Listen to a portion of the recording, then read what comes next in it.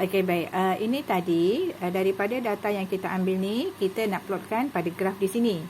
Okey, jadi ini adalah data yang kita ambil untuk panjang bandul 20 cm, 30 cm, 40, 50 dan 60 cm. Dan setiap panjang ni kita akan ambil 3 cubaan atau 3 bacaan. Bacaan 1, bacaan 2, bacaan 3. Okay, semua ni nampak kan?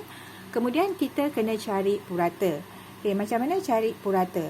Purata ialah bacaan pertama tambah dengan bacaan kedua tambah dengan bacaan ketiga. Kita bahagi dengan bilangan bacaan yang kita buat, iaitu ada 3. Okay, jadi 8.9 tambah 9.1 tambah 9.0, kita akan dapat 27. Unitnya ialah saat. Kemudian kita bahagi dengan bilangan bacaan yang kita ambil, ada 3. Bahagi dengan 3. Okey. Dan kita akan dapat 9 saat. Okey, maksudnya purata untuk bacaan bagi panjang 20 cm adalah 9 saat. Kita buat untuk 30, 40, 50, 60 dengan cara yang sama.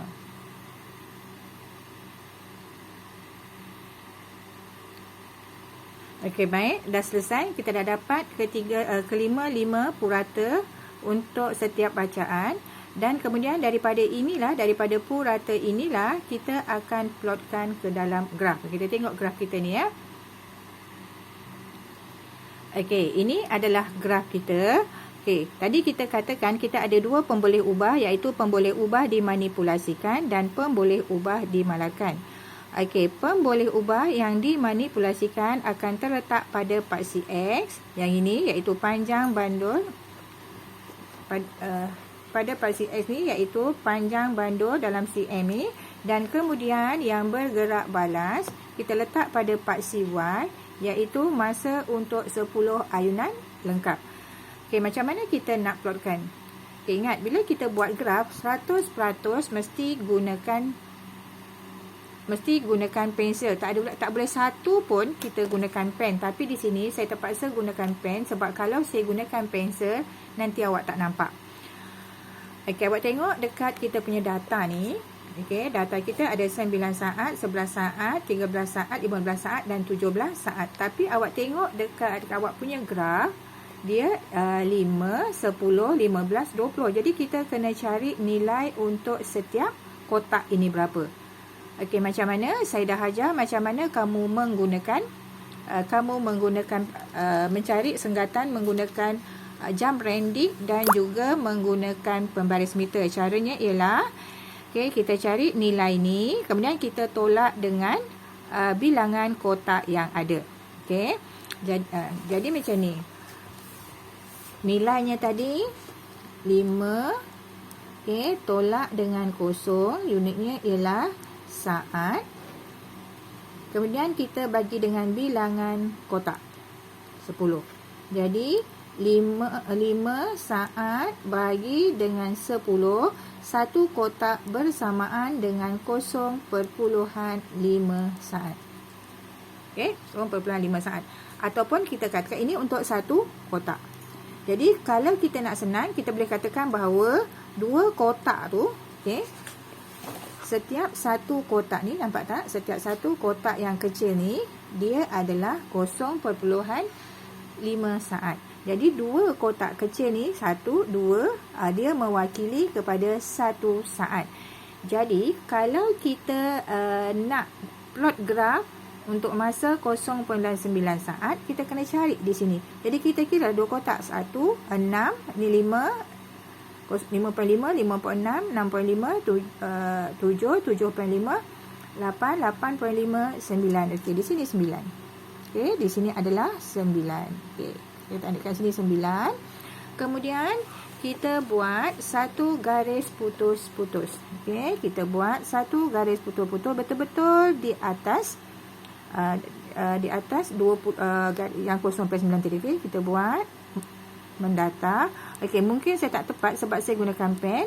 Melebihi daripada garis 20 ni, sebab kita tengok panjangnya 20 cm. Jadi kalau panjang 20 cm, masanya 9 saat. Okay, kita cari 20. Dan 20 ni, tengok 20 ni, kita buat garis putus-putus ke atas. Okey, kita buat garis putus-putus ke atas. Tengok di mana dia bertindan, kita tandakan. Okey, di mana dia bertindan, kita tandakan. Okey, kemudian kita tengok dekat sini 30 cm. Kemudian dia punya masa yang diambil ialah 11 saat. Okey, kita boleh buat sama ada kita nak cari 11 saat dulu ataupun 30 dulu. Okey, katakan kita guna 30 dulu. Kita gunakan 30 untuk kita gunakan panjang. Okey, kita buat garis putus-putus ke atas. Kemudian kita cari 11 saat. Okey, ini 10. Okey, 2 kotak tu 11. Okey, di sini 1 kotak, 2 kotak. Ini adalah 11. Okey, sama macam tadi, kita buat garis mendata betul-betul di atas 11 saat. Tadi garisan 11 saat. Okey. Okey, saya punya tak berapa ni sebab saya gunakan pen, mata dia agak besar. Okey. Ni dia 11 saat. Okey, kita buat di mana dia bertindan, maka kita akan tandakan. Okey, kita buat sampailah kepada 60 cm.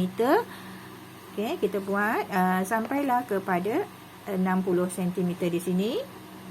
Dan kemudian dia punya masanya, purata masanya ialah 17 saat. Okey.